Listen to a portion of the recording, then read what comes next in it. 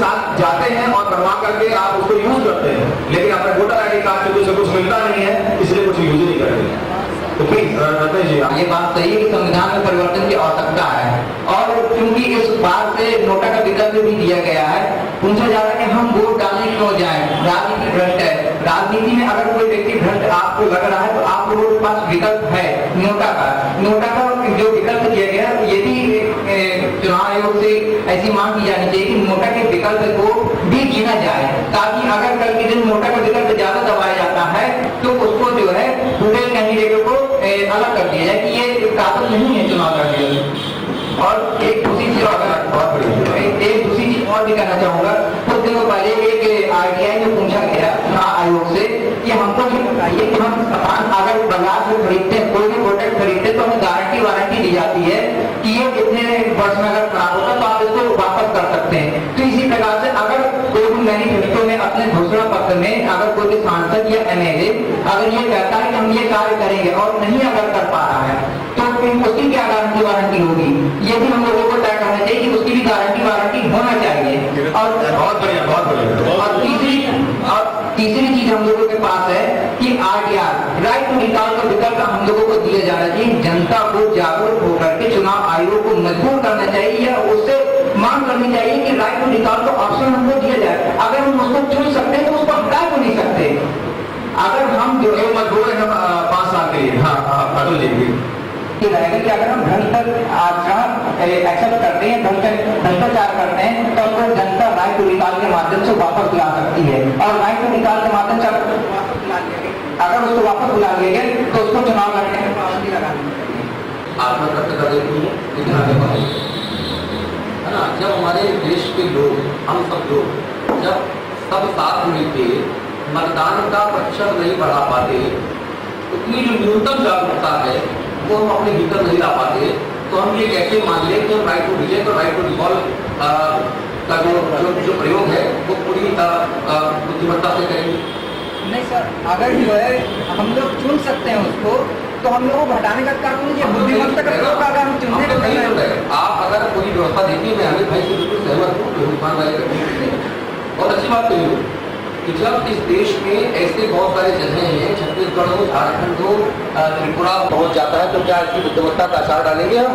नहीं, एक तो समझना पड़ेगा 50% पे तो कोरम, 51% पे तो कोरम पूरा होता है आपका सदन के भीतर, ठीक है ना।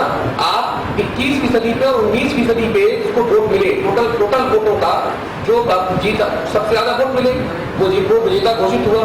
लेकिन जितने मतदाता इनरोल्ड है उनका वो 18%, 19% होता है, 16% भी देखते हैं। मैं सही कह रहा हूँ, कहीं पे जीत हो जाती है, तो फिर ये तो हमारी कमी है ना। बात से मैं आपके सहमत हूँ, मैं चाहता हूँ सबसे पहले तो मतदान प्रतिशत बढ़े, लेकिन साथ में ये विकल्प तो होने चाहिए। उसके लिए बिल्कुल ये विकल्प तब होगा जब पश्चिमी देशों की तर्ज पर हमारे देश में भी इलेक्टोरल रिफॉर्म्स वो होंगे। चुनाव में सुधारात्मक जो प्रक्रियाएं हैं उनका प्रतिपादन किया जाएगा, उनको इंट्रोड्यूस किया जाएगा। दिल्ली में हम लोग तमाम जो इलेक्ट्रॉनिक मीडिया वाले लोग हैं, जो प्रिंट मीडिया वाले लोग हैं, वो एक इलेक्शन कमीशन चुनाव आयोग की एक इलेक्ट्रॉनिक रिफॉर्म्स कमेटी बनी है जिसके हम लोग मेंबर हैं। और उसमें क्या है कि मतदान को हमारे देश में अनिवार्य करने के विषय पर पुरजोर तरीके से बात की जाए। मैं ओन कर लिया था, इसलिए जो चुनाव आयोग है वो किसी आरोप ना लगने की वजह से इस पूरे मामले से हाथ पीछे खींच बैठा। अगर 2 साल पहले नरेंद्र भाई दामोदर दास मोदी ये ना कहते कि भारत देश में चुनाव और मतदान करना अनिवार्य कर दिया जाए, अगर वो ये ना कहते तो शायद आज हम अनिवार्य मतदान होने की बताऊं, मैं निराशावादी नहीं हूँ, मैं नकारात्मक नहीं हूँ, है ना। स्याही पोतना, चप्पल जूता चलाना, बंधक बना लेना ये सोल्यूशन नहीं है। अगर ये होता तो हर दूसरे दिन हर तीसरे घर में लोग बंधक बनाए जा रहे होते और सोल्यूशन निकाल दिया गया होता। ये सोल्यूशन नहीं है। सोल्यूशन होता है बातचीत से बैठे, जो हम लोग कर रहे हैं। समझ रहे? अगर मुझे वोट नहीं डालना तो आप मुझे क्या लट्ठ मार के वोट डलवा सकते हो? नहीं डलवा सकते ना। ये समझना पड़ेगा, हिंसात्मक होने से कुछ नहीं होगा।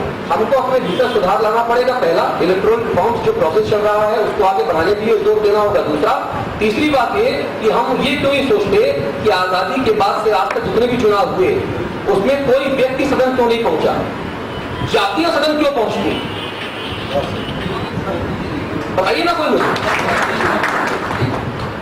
अतुल अग्रवाल चुनाव लड़ेंगे, बांदा सिंह जी जाएंगे तो अतुल नहीं पहुंचेंगे, बनिया पहुंचेगा, पंडित पहुंचेगा, कोई बैठा हो तो मेरे पर केस ना कर दीजिएगा, सॉरी, हरजन पहुंचेगा, आपको हरजन करेंगे दिक्कत इस जगह पर हर किसी ने हर जाति और हर मजहब को वोट बैंक के तौर पे कॉपीराइट करा लिया।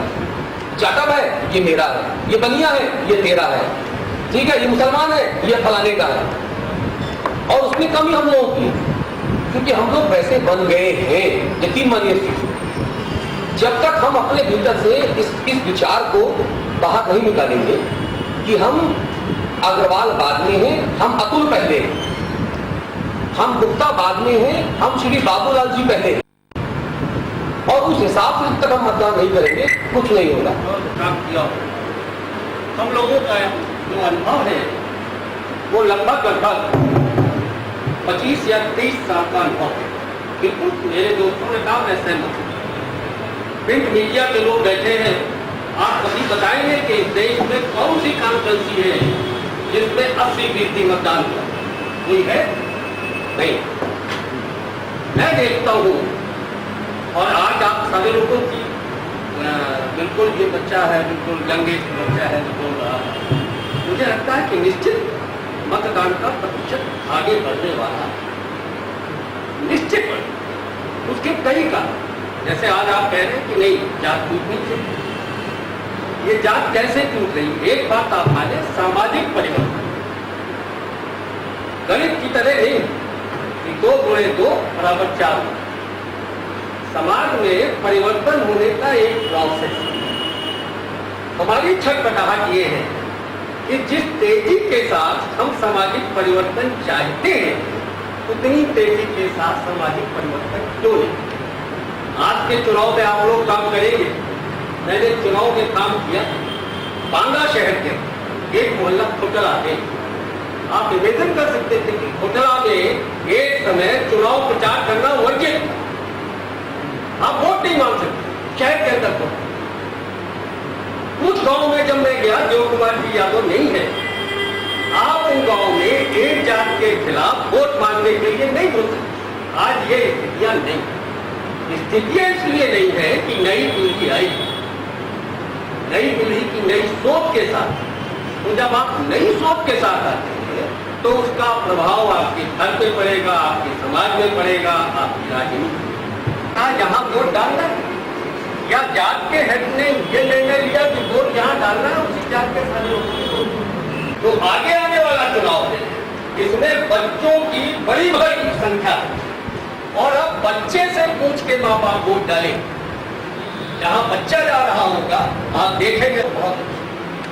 कभी हम लोगों ने सोचा था कि चुनाव में इतने भी कौन, मैं कहता हूँ सारे लोग ने सेशन के पहले सिर्फ एक सेशन में चुनाव में सुधार की प्रक्रिया प्रारंभ की, और धीरे तो ये नई पीढ़ी का योगदान, और नई पीढ़ी जिस ढंग से सोच रही है, और मैं 9 लोगों को सुन रहा था, ये संदेह मानिए चुनाव का आप दूध को दूध नहीं कर सकते, आपको जहर कहना पड़ेगा, दारू कहना पड़ेगा दूध को, तब आप पास हैं।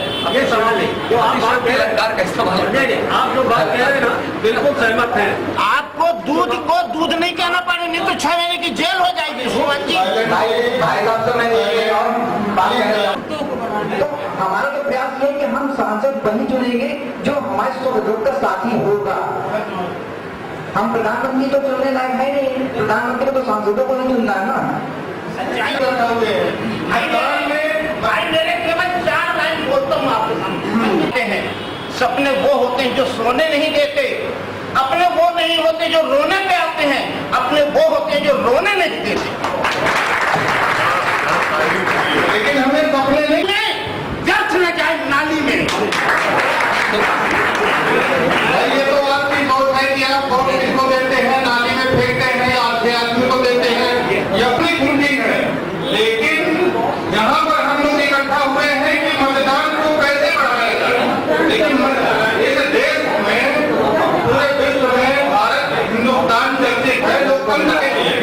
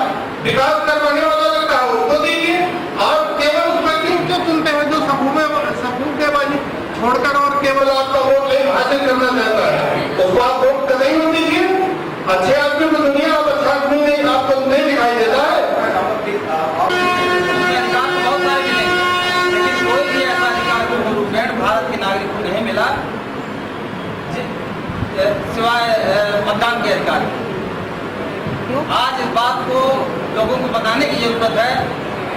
ये हमें भारत सरकार ने भारतीय गणतंत्र में हमें एकमात्र वोट अधिकार मिला है, इसका हम अधिक से अधिक प्रयोग करें। आज अपने मताधिकार का प्रयोग न करने की वजह से अमित जी ने तो बता दिया कि 30 से 40% डालना चाहते हो क्षेत्र में डालो, और अगर तुम इन सारी व्यवस्थाओं के खिलाफ हो और ये समझते हो कि नहीं कोई आदमी ठीक नहीं है, तो उनको जो अधिकार दिया गया है उस पर अपने गुस्से का इजहार जाकर जरूर। और ये बिल्कुल सही कहा, और यही हमारे